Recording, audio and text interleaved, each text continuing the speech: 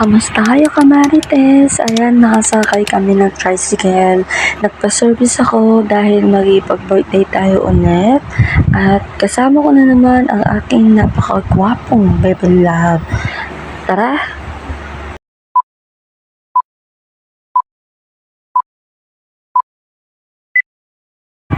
Ayan, nagbibiyahe na kami.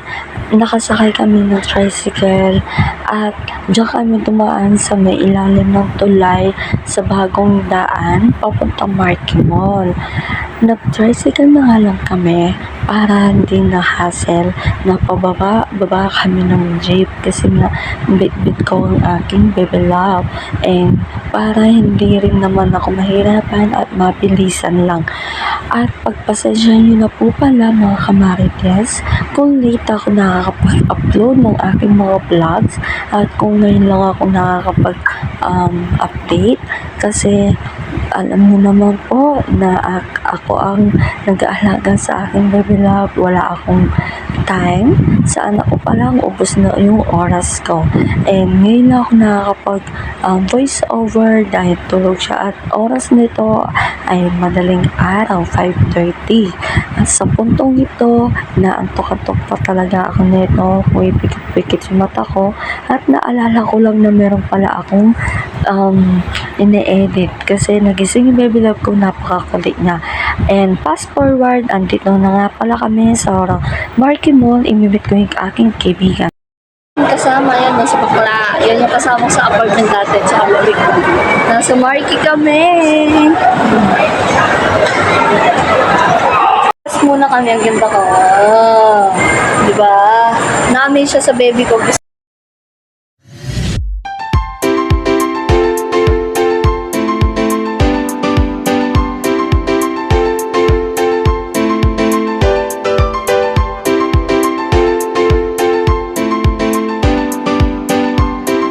At syempre, bumaba na kami dyan, papuntang terminal at kami ay sasakay na ng jeep papuntang Manila, charot, papuntang Pandakake sa aking pinsan. Makikipag-birthday na naman kami after ng birthday ni Bebe Ocean. At syempre, magpapalamig muna tayo dahil napaka-init sa Pilipinas. Kaya magbubuko muna tayo, magpapabarya lang naman tayo para may pamasahe. And syempre, ayan, nabasag ang 1,000 at nakasakay na kami ng jeep papuntang Pandakake.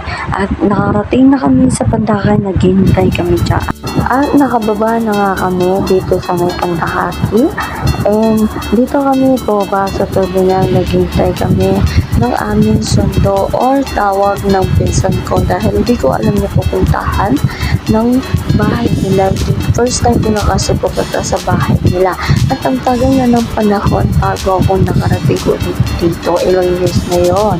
Alam niyo naman, taga dito yung dating natin, chichi. And syempre, nagchichikahan kami. Siya nga pala yung kasama ko dati sa may apartment sa EDSA. Actually, dito siya kasama na yung bahay, nag-chichika.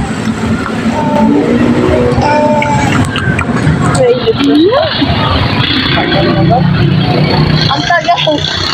Famous na kami, guys. Ang tagal. Dapat pala.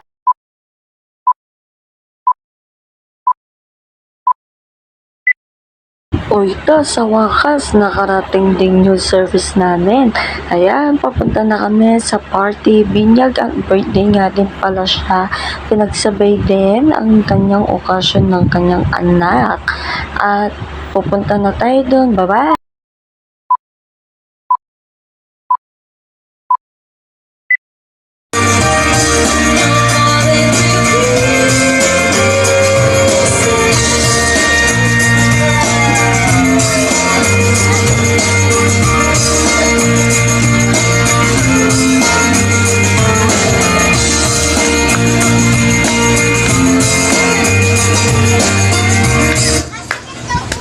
Dar, nanood kami ng